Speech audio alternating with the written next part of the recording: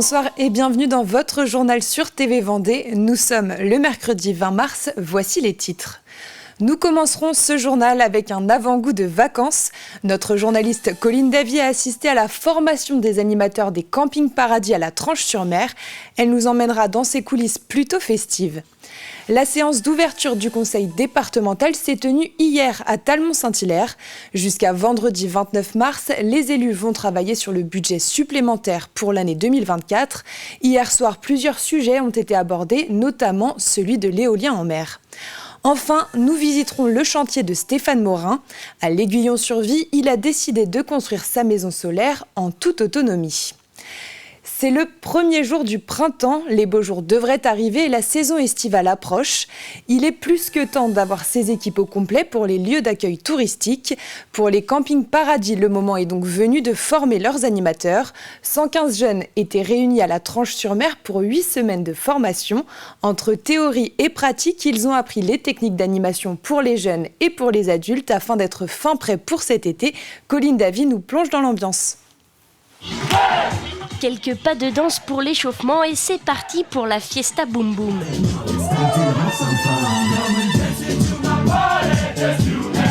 C'est la chanson phare des campings Paradis, alors pour ces 115 jeunes encore en formation, il faut la connaître sur le bout des doigts. Mais la formation, c'est aussi bien plus que ça. On a tous des personnes qui viennent de différents endroits et de par ce fait, on apprend différentes choses, notamment culture culinaire et bien d'autres choses encore. Du coup, c'est hyper intéressant et divertissant. Très très bonne ambiance, tout le monde est très content d'être là.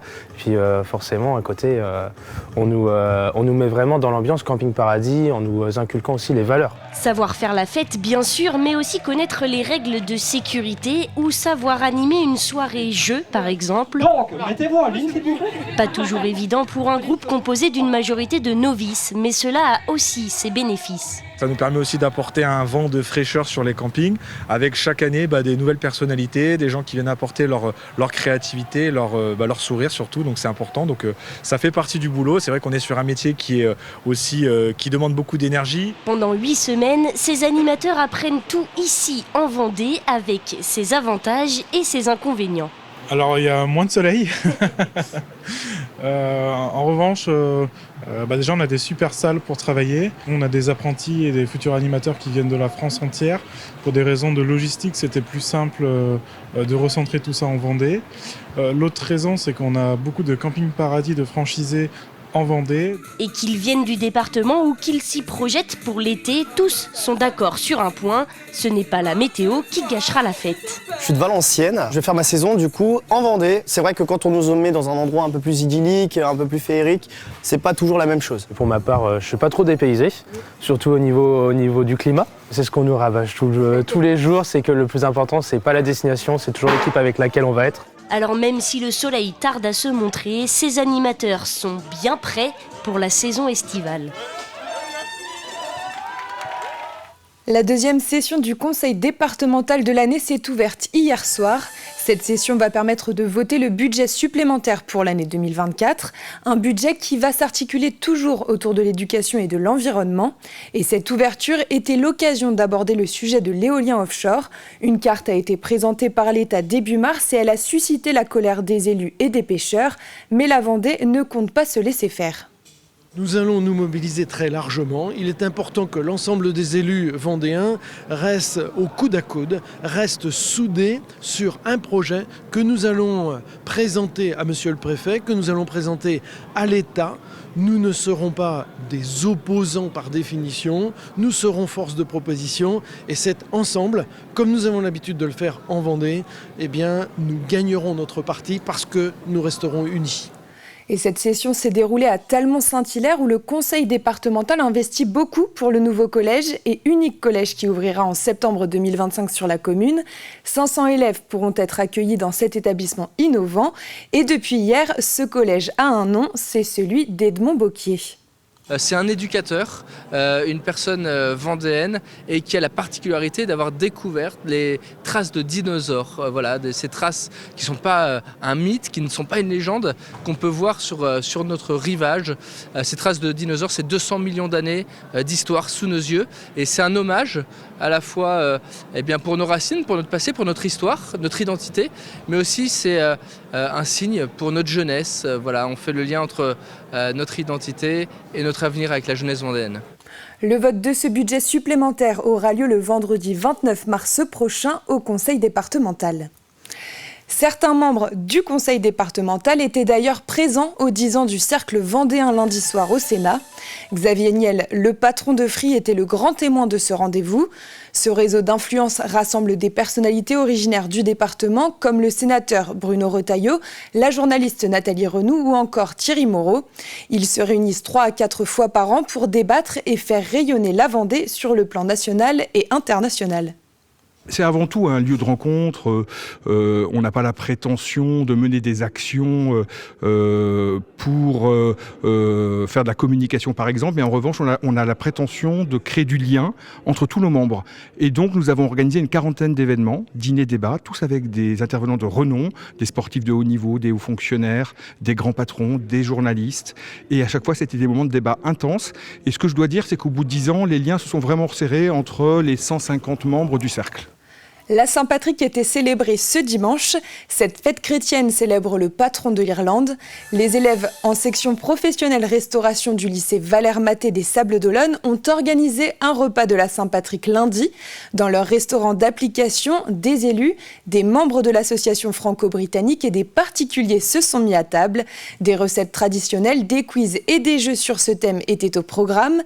25 étudiants étaient impliqués dans cette opération. La règle, parler uniquement en anglais, l'occasion de se préparer pour leur futur stage en Irlande.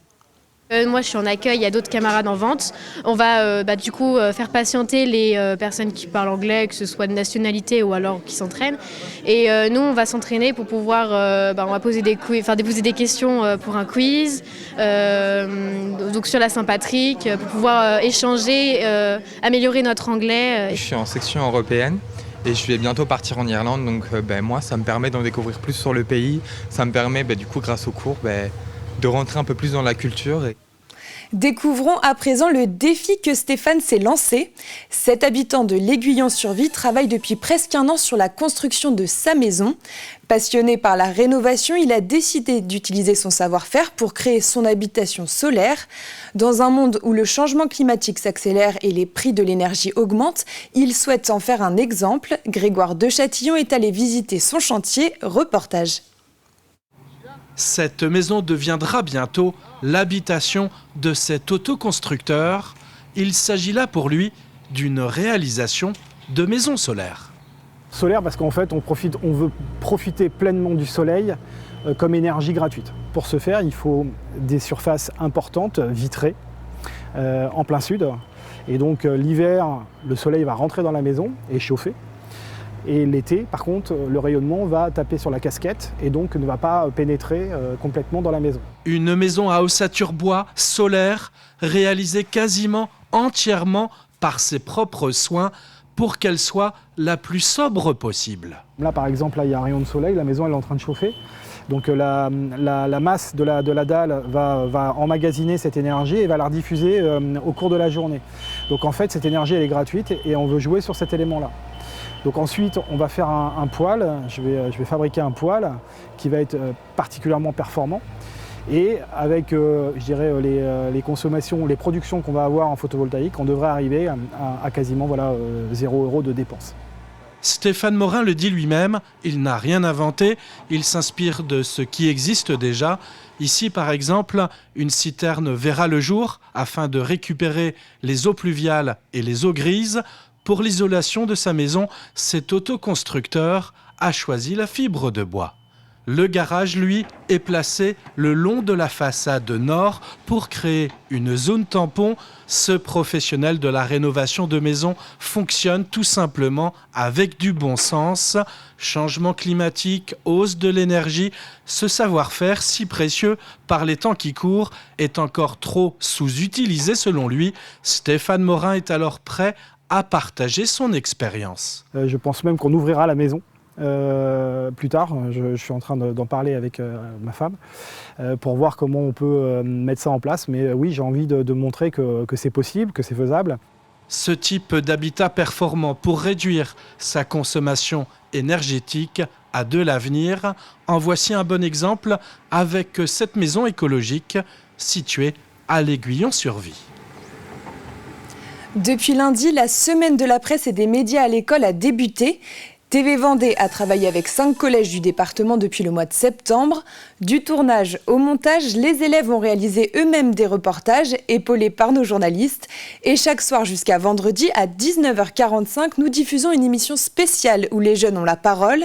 Après les 4e C du collège Clémenceau d'Essart-en-Bocage hier, ce soir c'est au tour des 4e soutiens dyslexie de la MFR de Challans. Ils étaient accompagnés par notre journaliste Diane Delangle. On en regarde un extrait. On voit que cette dynamique de groupe, elle permet à chacun de pouvoir s'exprimer, de prendre position. Outre le côté regard critique qui sont amenés à développer, c'est un moment se positionner, faire preuve de synthèse, faire preuve de prise de position et adopter une posture qui est plus vraiment une posture d'élève, clairement pas, mais vraiment une posture de professionnel parce qu'ils ont réussi à se glisser dans la peau d'un journaliste. Moi, j'ai trouvé ça extra et j'ai découvert et j'ai appris certainement autant qu'eux aujourd'hui. Et les 2 premiers épisodes sont disponibles dès maintenant sur notre site internet tvvendée.fr. C'est la fin de ce journal, merci de l'avoir suivi. Votre prochain rendez-vous avec l'actualité vendéenne, ce sera dès demain dans la matinale de François Pérez. Passez une excellente soirée.